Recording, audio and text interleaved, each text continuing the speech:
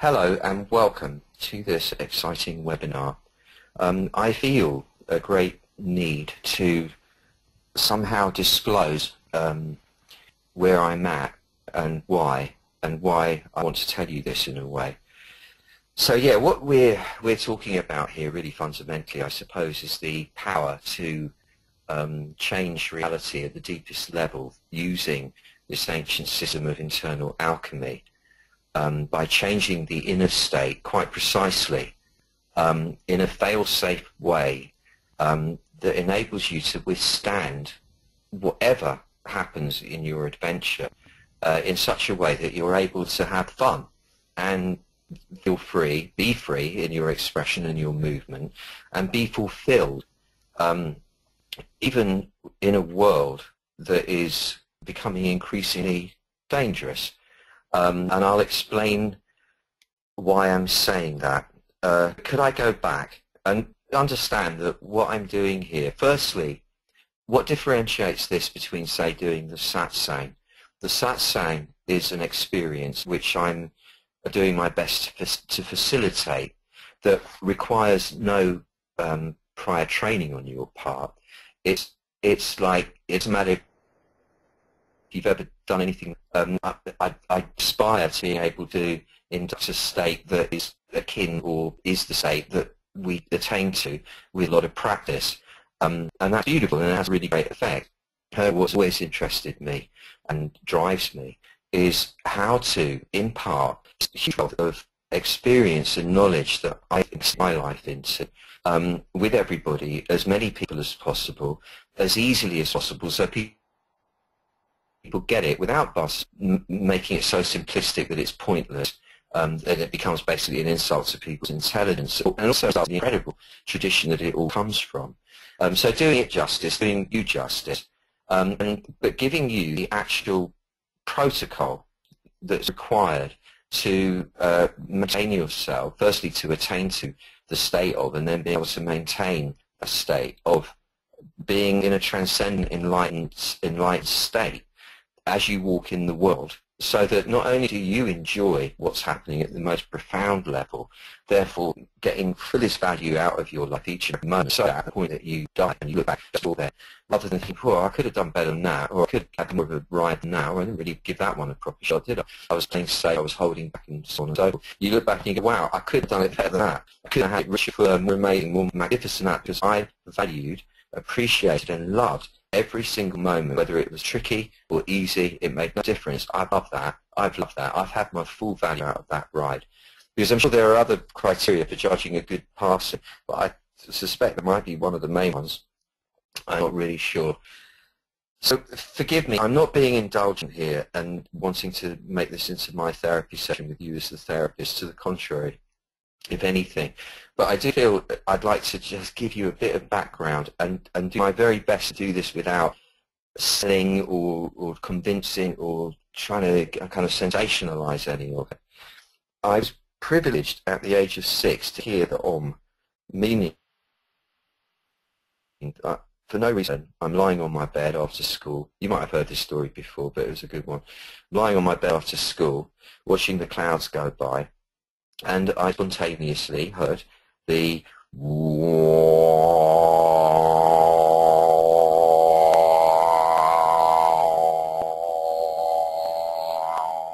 it went on about that long.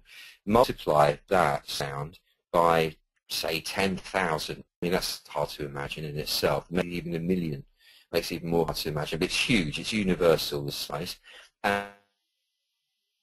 And drop the octave 50 octaves below that. So it's completely below human hearing capacity. Yet I heard it. Now, I had always been wide open from the time I was born or before. I never closed down. I don't know why. I have no idea why. I was just awake. I knew what was what. I got it. I knew that this was a charade, this life, and I knew that where we come from was it. And I knew that the it within that thing was the power behind this sound. In my child's terminology, I called it God in those days, and it was, oh, look, that's God talking. And what God said, if you like, this isn't a word. It wasn't he, and it wasn't a message that was transmitted in the sound was that we all have this connection to it. This is the most important thing there is. The sound is obviously the main envelope that carries us there and makes all this happen. As we know, the entire universe is built on this sound wave. It's 50 octaves below human hearing. It's the background radiation wave that apparently came out of the Big Bang and is expanding, expanding, expanding into infinity. This is one of the sound is one of the connection pathways, but there are many others. And your role here, the reason you're here, apart from loving being here, of course, is to somehow, in the best way you can in this lifetime, share this with people, one way or another.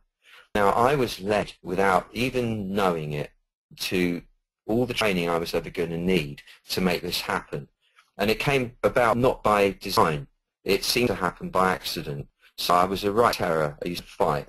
I used to love fighting. My dad was a boxer. He taught me to box. I love boxing. I love fighting. I used to get off on it.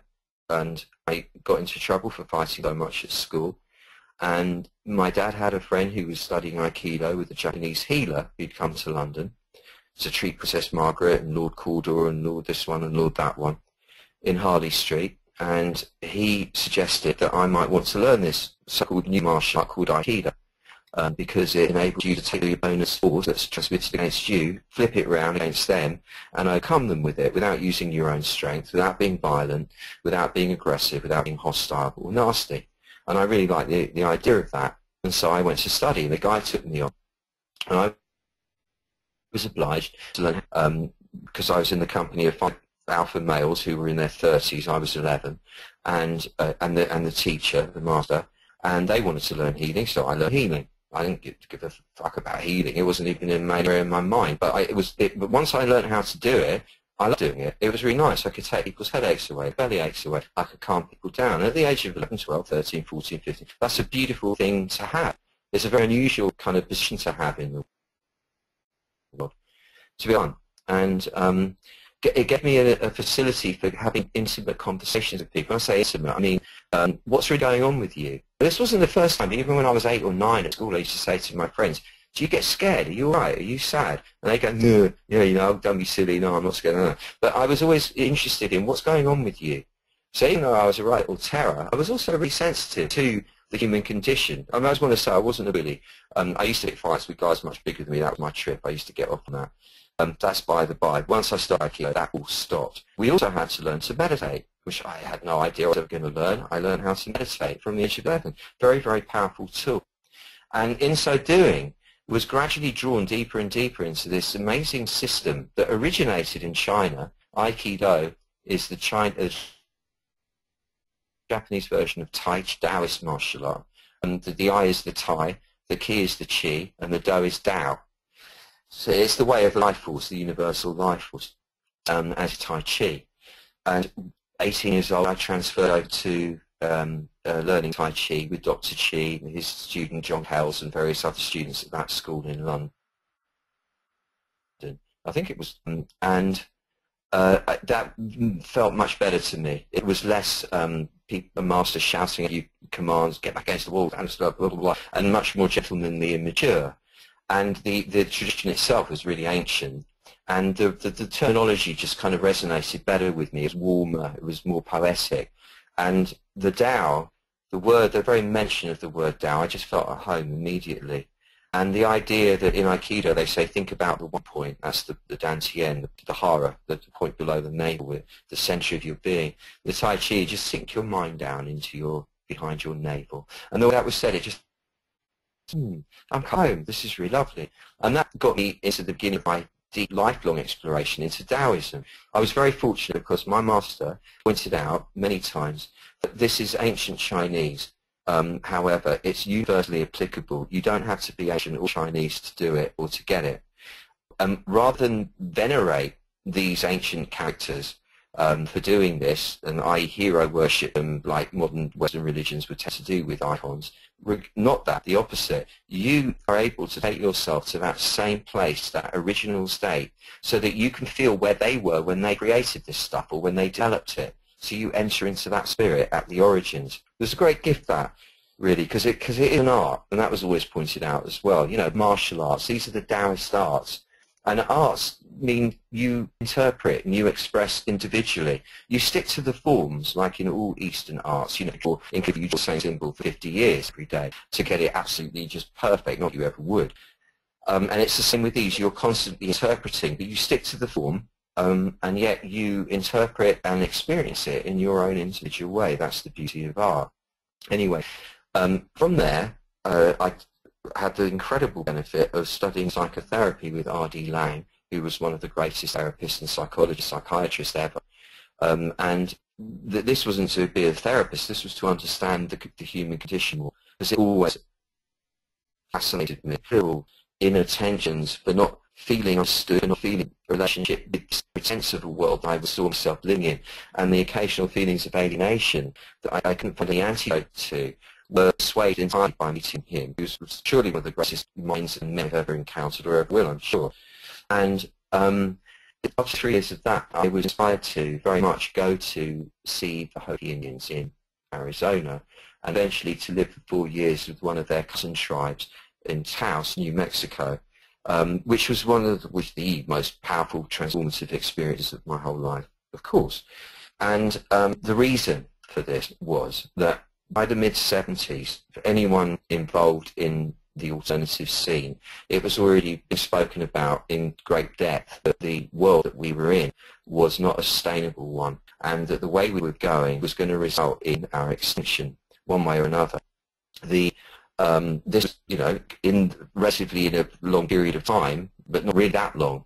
In other words, that these changes that we're witnessing now in the world all around us, and I don't mean to be really shock you out of your, you know, everything's okay trance, it's not certainly to be a doom monger, to the contrary. This is to really, if anything, awareness of the predicament we're in heightens your appreciation of being alive, while you've got it as you've got it, while we have this world as we have it, to appreciate each and every single moment of it, and that's how you get the greatest value. I saw a sunset before that was just so utterly beautiful, or it wasn't even sunset, it was pre-sunset, and the view that I was seeing was so gorgeous, and I could have just passed it by and go, yeah, nice view, but instead, the way it is for me, because of my awareness of the precarious situation we're in, and I am individually, as we are really, it's like, this is so amazing, thank you, it fed me to the very bone marrow of my being. And that's what happens in every situation I'm in. It doesn't matter what it is. Even if I find myself in a really weird situation that feels really, oh, what am I doing here? I have learned through the training that I teach, to love it and go, oh, nice feeling of strangeness. This is very, very beautiful. I'm alive. This is amazing. How beautiful to value this moment fully. I could get in the next. I wouldn't want to waste the last one thinking this shouldn't be happening, and so on and so forth. So it's just to the Hopi Indians, and as oh no, I skipped that one out. Sorry, I missed the whole bit out. The world was very dangerous in 1979, and as it is now, but in a different way. Nuclear war was very, very close to happening through a series of escalations between Reagan, Thatcher, and Russia. The idea that the Soviet Union would have collapsed was imponderable. No one in the universe thought that was a possibility at that point in time. These big changes never are believed until they happen. And I was very concerned about what was going to happen. Because I was young, I was 20, 21. No, I was 23 by then. I had my 24, 23, I don't know. I was really concerned. Oh yeah, my first son was just born. He's now 35. And I was really concerned for him to grow up in a world so dangerous.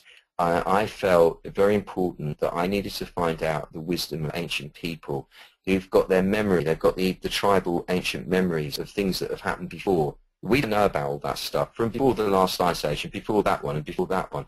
There have been great civilizations on this planet that completely disappeared without trace. And it's happened cyclically. This is not the first time. And I needed to go to people who knew about that. The Hopis had that in their cosmology. This is the fifth world we're about to enter into now. We're coming out of the fourth world. We're at the end of the fourth world. What this means, I don't really know. Nobody really does. That's how they describe it. And I met the keeper of the Hopi prophecy, which is a bit like going to the moon and find someone who wanted to meet there. It was a miracle. I'm not going to go into how it happened, but I went over to his house for dinner. And the Hopi prophecy states quite clearly that the world is going to be destroyed by atomic warfare. At the time when people talk to each other through cobwebs in the sky, i.e. phone network, And there will be some places in the world that are safe, one of which is the Hopi homeland. This seemed quite alarming to me. I wanted to find out what this really all meant and whether it was inevitable, and if there's anything could be done about it, and what do we do if it is the case. And he very kindly and compassionately explained to me that I had become quite tainted by the modern Western kind of mindset. And I needed to do something, and I did done that. I was able to then help other people, which was reinstating my original mission, as it were. And we don't know what's going to happen. Just because prophecy says it's going to happen doesn't mean it will. We do seem to have it in our power to shift the illusion on a grand level. It's all an illusion. He did say that we can shift this whole illusion ourselves. In their terminology, it's by praying for it to the Creator, for all our brothers and sisters that will change.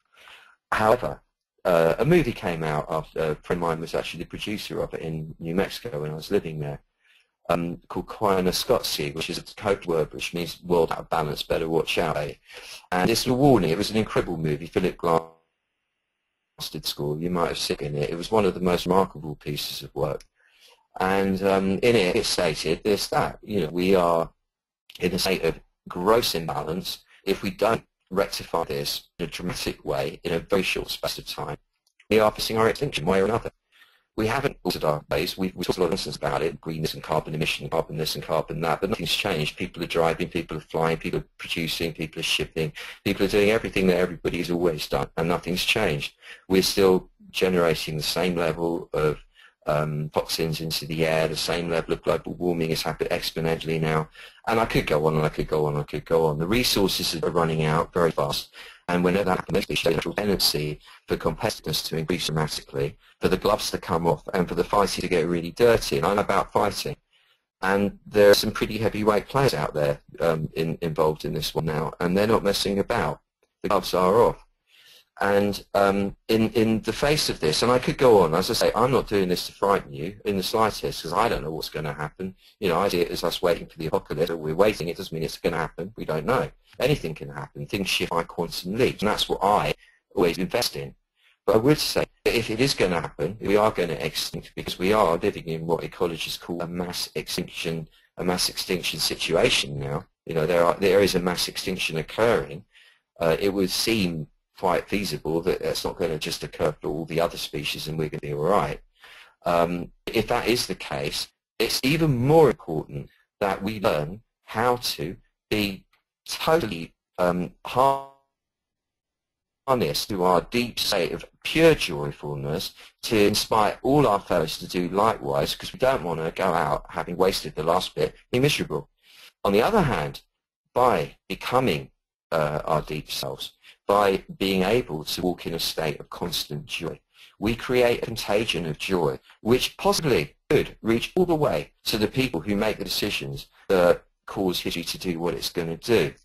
And you never know what can happen. In other words, we could create or co-create a quantum shift in the other direction quite feasibly, and find ourselves managing to sort out the situation one way or another and make the best of it and even thrive through it and evolve to the next stage of humanity.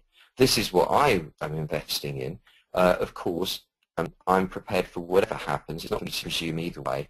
But what I do know is that I have, through my work, the tools to offer in the clearest way I've ever come across them. I had to do that, and I'll explain why. I had to make it clear, and I'll explain why in a minute.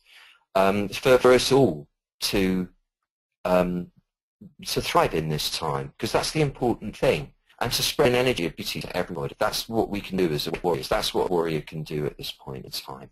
And the reason I'm saying it like this, which might seem incredibly melodramatic, is because I feel it. I'm being honest with you. This is what is my inner world. This is this is the scenario I'm living in, and one and has always been. And I feel an urgency about it now. I know most people are numb to it or so confused by all this information that they stop watching, stop listening. I do actually assiduously imbibe news from a series of really reliable sources from around the world on a daily basis to keep up with the picture of exactly what's going on the economic level, on the ecological level, on the geopolitical level, the military-industrial level, all of it. And I can't say that I understand all that's going on. I don't always get it because there's so much misinformation. But I've got a pretty clear picture. I'm not daft. And what it feels like to me as someone who holds club nights, you're standing behind the DJ booth above everyone so you can see the crowd. It's a New Year's Eve party. You've got about 2,000 people there. It's not like a crew all know each other. It's all disparate lots. And a group of guys come in, a bit boyish, door guys get them out, and then another fight breaks out, and the door guys get them out, and you can see all kinds of weird shit going on everywhere. And you're watching, and you're thinking, good, is this going to go into a full-on brawl or not? I don't know. And so you have to be keenly aware of what's occurring there, so you can get the doormen to go get this one, that one, this one, that one. That's kind of how it feels right now. It's like, ooh, is this one going to go off or not? I don't know. That's why it's really important to have a very clear protocol, so that no matter what's happening around you, you constantly have this way of like, doors are manual and cross-check. Boom, you're back in yourself and you know what to do. You're in the warrior mode rather than the warrior mode. The last thing you want to be is going to warrior mode when the world's in crisis, I think you'd agree.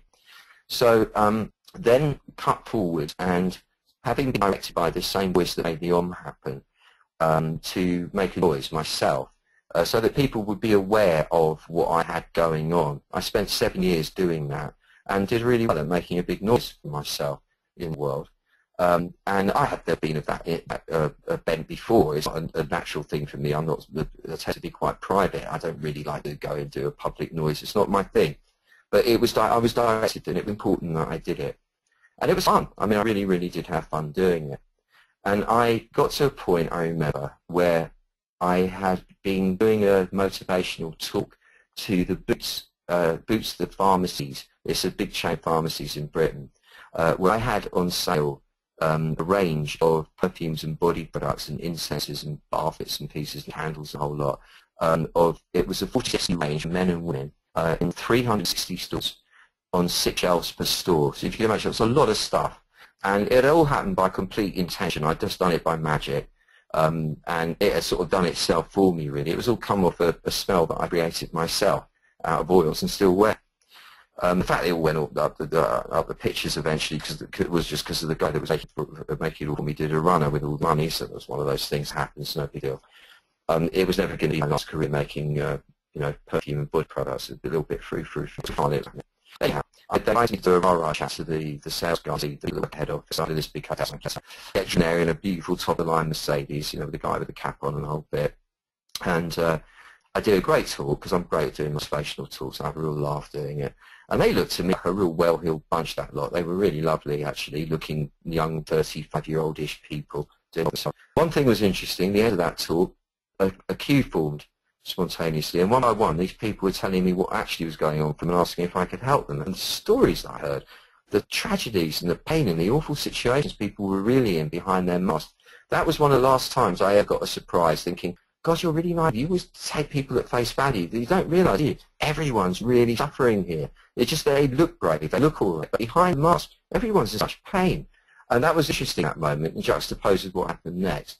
They drive me back in the big Mercedes, and it was quite a journey. I'm sitting there feeling very happy with myself in the back of the car. So I love being driven in nice big cars at the back. It's a really good driver, really nice, relaxing thing. They're very, very proud. Well done, very good. You're doing very well, aren't you? I get back to my place in London. I sit down at my desk and I look at a computer screen, which for me always felt like actually that I'm looking into the whole universe at once somehow. I'm connecting to the world. And I'm thinking to myself, having this conversation with myself, you've done really well, haven't you? 7 years to it, and you built your platform. Well done. Well done. Because you remember, like, when I started, nobody was interested in any of this stuff at all. And like when I first approached the media with my ideas, they just thought it was completely wacky. They just thought I was nuts. Like, you're talking about energy, chi, Tao. Who wants to know about that nonsense? It's weird.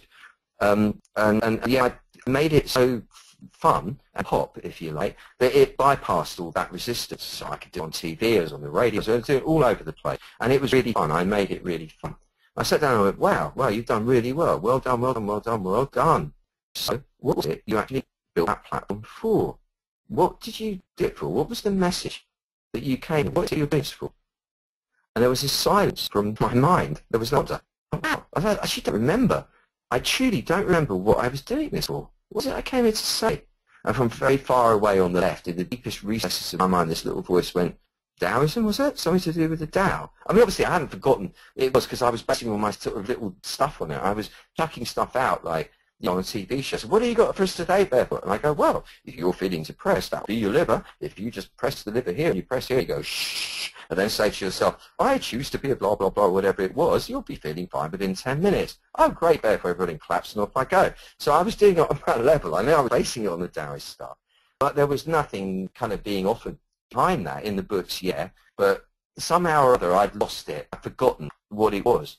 And I was shocked. It shocked me to the core. And it was like, wow, you've got so into the periphery, so into the surface of it all, you've actually got what you came here for. So what I got was that, well, anyway, at that point, the voice said to me, so look, you either dismantle this whole noise now, or it is going to dismantle you. Your part of me went, no, no, no, no, don't. And the deeper part went, really, yeah, this is what you need to do. So I went, oh, bollocks, all right. Okay, dismantle. And it did dismantle itself in the most spectacular, ridiculous, implausible, absurd way, that whole media noise thing. And I'm really glad it did as well, because to be involved in that nonsense now would be a horrible distraction. And makes it really difficult to do the actual work, because you get tainted by the bullshit. It's impossible not to. And nonetheless, anyway, I'm sitting there, and what I realized is that, yeah, I was really cool with all the super advanced stuff. You know, the more advanced levels of the Taoist inner alchemy. So I could do all the spirit body flips and acrobatics in the ether, and I could do all this wild shit. I was really into that, still am. But I'd actually somehow didn't have a clear protocol of the very foundations of it all, which was a criticism my Tai Chi masters generally leveled at me in the early days. It's, yeah, you're very good at doing punches, but you've lost the foundations. You need to go back to the beginning again, young man. And it was one of those moments, really, and I became my own teacher, and I said, okay, you've got to sort this out. You need to devise a protocol of the very, very foundations of all this.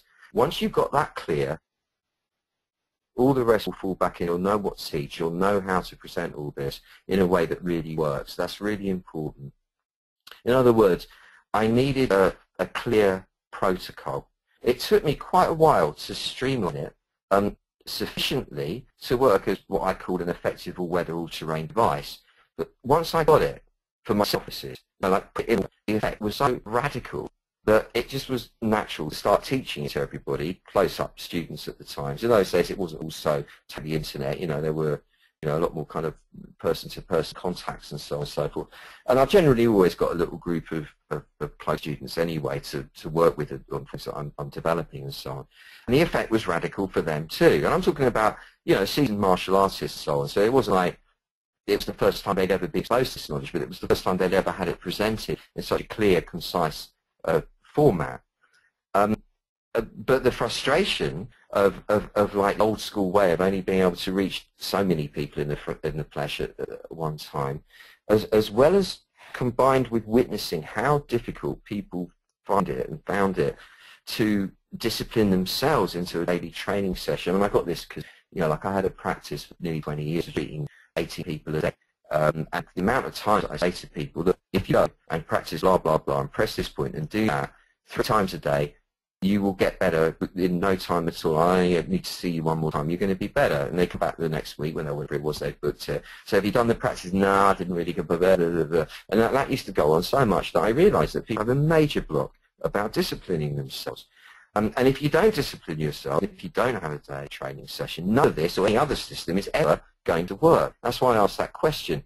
Why does self-help stuff not work for people when they read all the books, go to all the workshops, do all the stuff? It's because they don't develop their own daily practice session.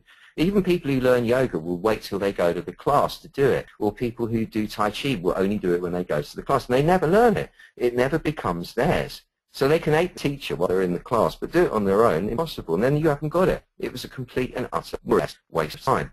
So the combination of all of that made it quite natural to develop it into an online training. Bear in mind, this was before online trainings really existed. They didn't happen, certainly not in any format like I made it. I've been doing all this stuff on this net since 1997, and around 2003 it really quantum leaped into a massive site of all kinds of online trainings and systems and everything.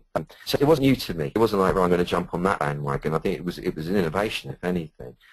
And It was, what was important about it, it was different from a book, because I've written 17 books.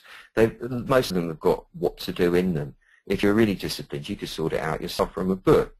In a book, generally though, you read about it, it sounds very good. Very few people will transform that process further into proper daily training, just as the only way to make it work. And why I say all this now again is it's important, this shit to work, this stuff to work now, excuse my language. It's important to access your warrior nature now. It really is, to be a warrior, because the world is really fast forwarding us into far more dangerous conditions than we've previously been used to. And we each do need all the centering and clarity and focus and confidence and stamina and endurance and flexibility and adaptability and perspective that we can muster in any given moment, which is what you get when you do the training, School for Warriors training.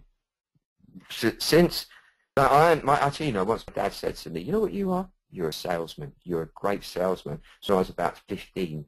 And I cringed, and I said, a salesman? Oh, I thought I want to be a salesman. But there is that element of me I have to confess.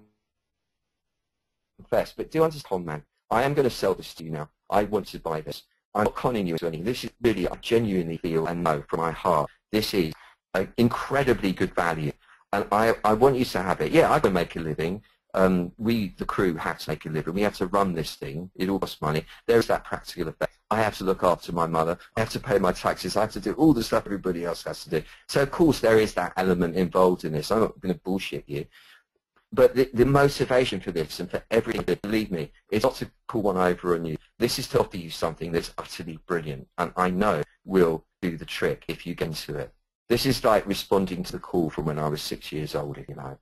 Since 2007, when I began it, over 1,000 people have taken the level 1 training, and the effect has been utterly radical for all of them. So, for example, when I started SFW last year, I thought it would be difficult because I don't have discipline. I never was a morning person because I tell people the morning is the time to do it. Now I can't wait to start my training in the morning, often at 5 or 6 a.m., and I seem to need less sleep. Your training is the first I ever did that really changed my life. Subtle, but on a deeper level. And the change lasts. So thank you. That is from Sabine Conrad in Germany. Bless her heart. Once I ascertained the foundations of stuff, myself, it really was a joy to then be able to add the levels 2 and 3 to level 1. Because when I was talking before about all the sexy advanced stuff, that's what 2 and 3 is all about. And again, that needed to be formalized into a protocol, which I'd never done for myself before. But it was a lot easier once I'd got the level 1 sorted out. Level 2, incidentally, is all about the production of chi and how you deploy it. And level 3 is the entire total alchemical process of macrocosmic orbit, which takes you up to enjoying having your very own immortal spirit body. So this is an important point. Talking to my old friend Sean in Taos, New Mexico, only a month or so ago, he reminded me that the difference between Taoism and other systems is that other systems promise as their great goal enlightenment, whereas Taoism, it's immortality. It's an interesting thing. You get enlightenment anyway when you become immortal. Now, we're not talking about vampire levels, immortal. We're not talking about the body that never dies. I know there are legends of people who've managed to do that. It doesn't interest me, to be honest with you. I think it would be really boring, in fact, after a certain, we get really samey. But to have an immortal spirit, actually means, to explain it simply, is that there is an immortal aspect of each of us. It's the part that exists in the back of us that bears witness to our life unfolding. Now, this immortal self is not necessarily harnessed to the local self, or vice versa. And the process of the Taoist inner alchemy is to harness what we think of as our local selves to this immortal self in such a way, using sort of energetic energy loops and so on, that it actually generates a shape, a discernible form in the ether. So even in the etheric, at the etheric level, the self has a form. And this form, they call the immortal spirit body, is the vehicle that takes you through the passing out of this life into the realm that comes after, into the greater dimension, without there being any scattering of consciousness or any confusion or any dismay or any dishevelment of your person. This is the promise of Taoist practice. When at first it sounds like, very interesting, or I don't want to say, whatever it may seem like, what's fascinating about it is with practice, over a period of time, because this is not a 5-minute thing, I mean, the entire training itself is 6 months. Daily training every day for 6 months, with days off and so on and so forth. It's a 6-month process at the end of which you are totally and utterly transformed at the deepest level in a genuine, reliable, maintainable way. And you have the discipline to maintain it. Not maintain it, but for it to grow. But the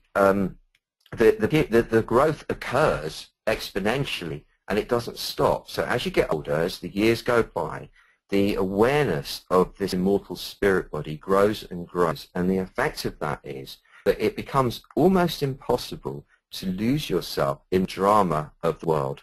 No matter how horrible it becomes or how exciting it becomes, it pushes the local aspect of you to get perturbed and feel sorry for itself, feels a bit scared here and there, or, gets worried because it doesn't know what to do and all that kind of nonsense, or thinks that it's all going to be a mess and everything's going to go wrong and all the stuff that local selves think.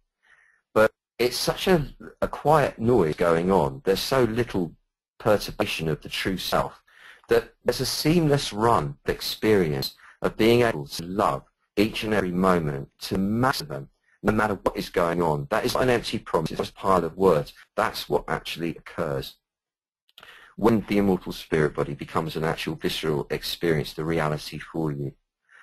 Talking business, talking pragmatically now. We only open School for Warriors twice a year. Could keep it going all year long. We were kind of greedy and it would be kind of work and all the rest of it, but we're busy, all of us. I'm extraordinarily busy. I'm developing new projects all the time. I'm working with people. I'm creating stuff. And you have no idea the amount of stuff I'm up to. This means that everyone on the crew is also up to loads of stuff, because the back ends of all of that requires a huge amount of work that you'd not even believe goes on. And because it requires a fair amount of customer service, so to speak, we have to be available. We have to be able to deal with that. And if we did it more than that, I don't know that we'd be able to do it in the same personal way that we're able to now. And also do it twice, it's obvious, because it takes 6 months, so if you do it twice a year, it means you can keep the thing running all year. And it won't be open again now, after this, until May next year for that reason. So, like, this is an opening, it's coming for 1 week, and after that, it won't be open again until May. The reason it's only 1 week, this is not a marketing ploy or scam to create a false sense of scarcity. Oh, I know they're going to miss it. It's genuinely that we don't have time to keep the car open for long, because the amount of emails that go back and forth with people like, oh, this can come through, blah, blah, blah, blah, and it goes all the time. It's really, really, really mega time consuming. And we've got a whole raft of stuff that we're about to do, other things that we're working on, and all the sorts of stuff. We know that we just can't service it, so we can only actually afford to keep it open for the 1 week, just so that you know that. And I would really love it if you did the full training. I know that this might be me being overreactive. I don't know, though. I believe that this is the time that everybody needs to do this whole training. It's really important, because the effect of it is so much more than the sum of its parts. So I guess in honour of this silly season, and because of the sense of urgency I feel for this to spread now, because I want there to be more and more of us stable, fully awake, fully grounded, fully our presence around on the planet. This is my own personal need, to feel that there's more and more of us around, because it's becoming increasingly dangerous and unstable at this time. If you don't know what's going on, then you just trust me on that one. The British news, if you're in Britain, which not many people are in the database, I know, is incredibly parochial. It really is the American news, which is where most people are, I know. So most people don't really know what's going on. But if you did take the time to research and look at what's going on in the background right now, you understand we are in an incredibly precarious time. And I'm not doing this to scare you, believe me, I'm not. I just think we need to be real now and stop kidding each other. And that's why I want this to happen now. So this is the offer. That I've really thought about it. We've gone through it to make it as affordable as can be. It's just for this week, okay? This is what I'm proposing. You buy the entire School for Warriors 1, 2, and 3. That's the entire 6-month day training. Bearing in mind, this is done by video. So you watch a video every single day. I'm in the first in the beta, you're there with me, and I'm taking you through a process each morning. And then I really teach it clearly, and it's really like being with me on one-on-one. You then roll through that yourself as the day goes by. You don't have to even allot specific time for it after that. You just keep working with the energy, thought, whatever it is. And it's a really amazing backdrop to your day, or center point to the whole day you'll find. You buy the full School for Warriors 1, 2, and 3, which normally altogether would cost you $1,191 US dollars to be precise. We're talking to just people I'm working with are in America. It would cost you $1,191 if you bought 1, 2, and 3 together. If you bought them in the standard way, like you bought 1 and 2, then 3. But what I'm offering here is to try and save you money, save you $300 to get all 3 together now for only $897. If you're in the UK, that is approximately $590. If you're pounds rather. If you're in the Eurozone, it's approximately 650 euros. It's somewhere around there. It may seem like a lot. I don't know. It may seem like nothing to you. I don't know where you're at financially. But I know that as somebody with a fairly good perspective of what's value and what isn't. I'm not a nutter when it comes to money. I know very rich people. I know very poor people. I understand what it is, the whole money scene. I think it's really damn good value. $897 US dollars for School for Warriors 1, 2, and 3. It's a 6-month everyday training, which actually means, in effect, you're getting School for Warriors 1 for free, basically, because that's what that's usually worth, $297. Just said you could visit all parts of the training. But I also understand if you can't, it sounds like a bit, well, it's a bit much for me. In which case, I still would totally encourage you to get started. Truly, get started. School for Warriors 1 is so powerful. And it only costs you is $297. So we're talking about, what, £190 in English or in British money, or 200 and something, 220 euros or something like that. Damn good Christmas present for yourself or anybody else, I must say. It will give you all the foundation you need to then go on to do 2 and 3 at your own pace when the time is right. In case you're not seeing it on the screen, the place is schoolforwarriors.com. That's warriors.com/SFW123/. So again, School for Warriors, all one word, schoolforwarriors.com/O/SFW, as in School for Warriors 123/ schoolforwarriors.com/go SFW123/. It's quite as I can only leave the doors open for this 1 week, as I say, because we really got a lot to do and we really won't have time after that. So truly be quick and jump there now. It's schoolforwarriors.com/go/SFW3123/. God, I sound like one of those people on QVC. It's brilliant. But let me tell you what happens when you do it each day. Again, what happens, we meet, seriously, in the forest of Ibiza. It's a beautiful place, truly, you cannot match it. Yeah, it's on video, but I know, like when I'm working on music and I'm using virtual studios, I actually believe I'm in the studio. The virtual becomes very real. And I take you through that day stage so that you can then practice it yourself. And after, throughout the days, you go rest and play. The actual video takes time. You do this 5 days a week in School for Warriors 1, and then you rest on the weekends. That's on purpose, just to let it sink in because it's the first stage. You'll want to play there anyway, just for fun. And each week there's a resume, a review of what you've done, and then you move on to the next stage. There are 8 stages altogether of School for Warriors 1. And by the end of the 8th stage, you've transformed. You've got yourself a stable base that will help you cut through the noise of the world to regain your core strength, to center yourself, and to have the wisdom and perspective to feel the joy and have the power to live your life fully, no matter what. And I'd say this is increasingly important now because the world's coming harder. It is getting harder in every single sense. You need more power and you need more joy. And this is fail-safe. This isn't just like maybe it isn't, maybe it is. Yeah, I'm not going to keep repeating myself. It's just that I do have this deep urge to help as much of the human family as possible at this time. I do think I've got something very, very powerful to share here. You know, I wish I had that mad media platform now, but they wouldn't get it anyway. But, you know, just to say, hey, look, everybody, I really have this stuff. It's important. And that's why I'm doing it to you. I really feel the need to make it known. I do. Otherwise, I feel I'm depriving you. I would be being irresponsible. And I'd be sitting there thinking, oh, this is wrong. I need to be telling. So a lot of me thinks, no, you know, they'll get it, you know. But that's right now. I do believe it's right, and hence me being here talking to you. Let me think what I want to tell you. What do I want to tell you? I might have said it to you already. I know what. I tell you what, I was also thinking about it.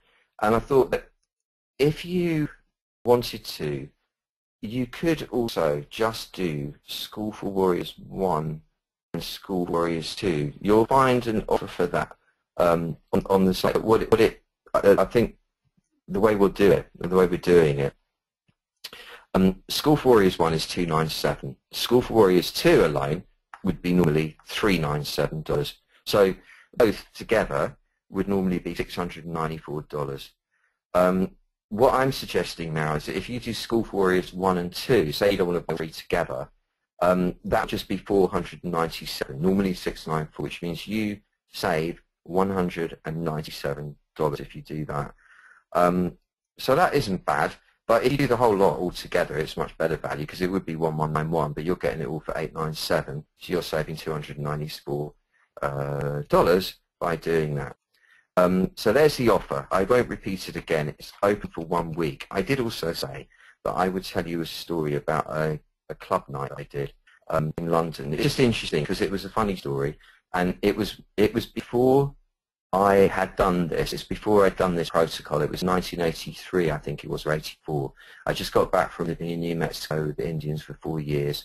I started off my acupuncture practice, and I'd begun what I call the real work, which was developing the events. And one of the events that I developed was called the Drum Off, and it was the original bringing lots of people together to drum together. No one had ever done it before in Europe or in America even. And my first gig was in the East End of London. The second gig was in Greenwich Village. Both were absolute raging successes with hundreds of people drumming together with me and a band of drummers leading it all from the stage. And it was wild, absolutely wild. Anyway, so we got invited to perform, not for everyone in the audience to be drumming, but dancing rather, at the mother of all the psychedelic clubs in the world, in fact, in the present modern sense, was Whirligig, and at that time it was in Leicester Square, which is in the heart of entertainment area of London's West End.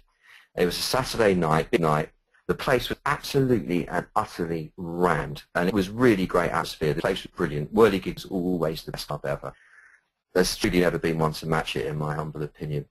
And we were invited to play there. It was an amazing honour. And the deal was that we would have our drums, keyboards, and whatever's set up on stage, and the DJ would be playing a certain tune, which would be the signal. We would come in drumming. We would drum over the top of that with all the mics onto the drums, and he would then gradually fade that tune out and play all the mics in so that we would take over. It would be louder than the actual record, so it would have more power, and it was right at the high point of the night, bear in mind, and the crowd would just go off. Now, you might get what so a crowd goes off or a crowd doesn't go off. And when you're running a club night, it's a Saturday night, and it's a big club, and it's a big one, and it's really, if you drop it at that point, it's like a major, you know. And we had 4 fat rigs of drums on stage. I had like big African wooden drums and congas and bongos and a whole Brazilian guy, Johnny, he was like master percussion, had a whole rig of toys and stuff.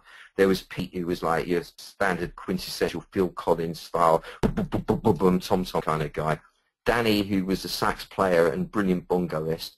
And Mari, who they always used to call Muesli because she was very new age, playing, it was really hot as well, I have to say, in a really short skirt, real gorgeous she was, playing keyboards, like where we had all these jungle samples and weird backdrops that I created in the studio. Anyhow, it comes to the moment, we're all standing there, really exciting, we start playing over the tune, not Mike, you know, because we're just getting in time.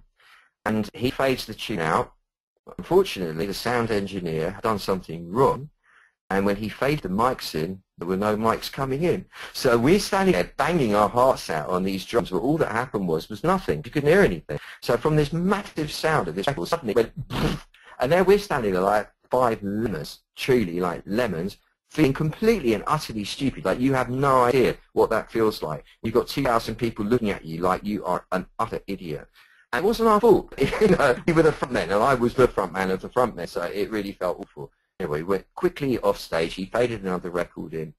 I really wanted to bang my head on the ground, but instead I escaped out the back and had to scurry. I scurried outside a club. You had to actually go through the club and out front door. I really was hiding truly hard. I didn't look up. I was looking at the ground. I felt so embarrassed. I can't tell you. I was younger, right? It was my first big gig, you know, and it was my experiment, and it was going to be amazing, and instead it had turned out to be a complete and utter waste of time.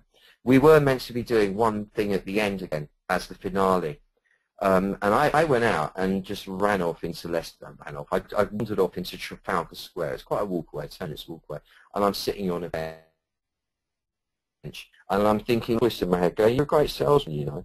thinking that's all I am. I'm just a salesman. I just saw, oh yeah, I forgot to say, at the end of the thing, Johnny, the master percussionist, who was like the star, goes to me, hey man, like, it's not really happening, is it, man? I'm going off to do another gig. It was like out of a movie. It was like, oh, they're all deserting me. I'm just useless. It's no good. It was so horrible. So I'm sitting on this bench in Trafalgar Square, feeling like I can't go back in there. There's no way I can show my face in that place. I'm going to have to wait till the club's closed and then go back and arrange to get. I can't go. I can't face it. I can't face those people. I feel so stupid. And I mean, I was, I wouldn't feel like that now. I wouldn't give a damn really. I would just have fun with it all. But it was then, and I was much younger. Anyway, I sat on a bench and I thought, come on, you know more than this. Remember your roots. Remember what you're all about. And so I started meditating. And I went through a whole inner alchemical process. It wasn't as clear as I teach it in School Warriors because I hadn't done the protocol. It was all over the place. I'm ready for this and do that. You do this and that. I put it all together in that way and put myself to a place where I could actually imagine that maybe something will help me. At that moment, Muesli comes along. I mean, she found me. She was an amazing woman, Muesli. She found me in Trafalgar Square. She sat down and she goes, oh, listen, man, you can't let that defeat you. You've got to go back in. I said, I don't can go back in. I can't. I feel so stupid. She said, no. The show must go on. You've got to go back in there. I can't. She said, you've got to. And she lifted me off the bench and she dragged me to begin with. And I sort of went there because I was thinking, okay, stop being swat. And I went. And we went in. And amazingly, walked in through the doors. Nobody laughed at me. Nobody stared at me. Nobody threw a tomato at me. Nobody noticed me. It was perfect. Went to the backstage, to the green room. And it's now just me, Pete, Danny, and her. So with one light, one empty well, there wasn't even an empty drum rig because he'd already taken all his gear. Anyway, we sit there, and we get a signal it's the last thing. And we assume that the sound engineer's got it sorted out by now, obviously. And we get back on stage, and I've got my eyes closed. I can't look at the crowd. I cannot look at them. I can't look at them. I'm so embarrassed. If I was mates, they'll see me. It was one of those, like a kid. And we start drumming onto the track. I've got my eyes closed. He's playing tune out. I've got my eyes closed playing something amazing. I've got my eyes closed. I'm terrified to look what's going on. By the time I open my eyes, the whole, I almost could cry from joy even now. The whole crowd was going insane. It was absolutely amazing. Right in front of us on stage, all these girls dancing crazy in front of us like it was, and it was amazing. And it went on for like 20 minutes of this insane, high-level, full-on, total triumph victory. It was like nothing I've ever known in my life even since. And came off there like utter heroes, feeling, wow, there we were, right at the bottom of the pit, and here we are, right at the top of the mountain. And it was just an amazing example of how yin and yang works. It's all part of the training, of course. So that was part of what informed all of this, is that need to get it clear. Because if you go into any kind of, let's say you're not anything life-threatening, of course, but there have been many of those subsequently as well. All our experiences, and these are likely to increase, as I say, with the way things are. That's why I felt it was my responsibility as a responsible teacher and representative of this system to create this School for Warriors. Well, that's it. That is my appeal to you, my friends, my family. schoolforwarriors.com/go/SFW123. Get now. It's damn good value. That's it, and that's all. I'm out. I hope to see you there. It's going to be beautiful, and you will have a personal attention. Thank you. Bye. Bye.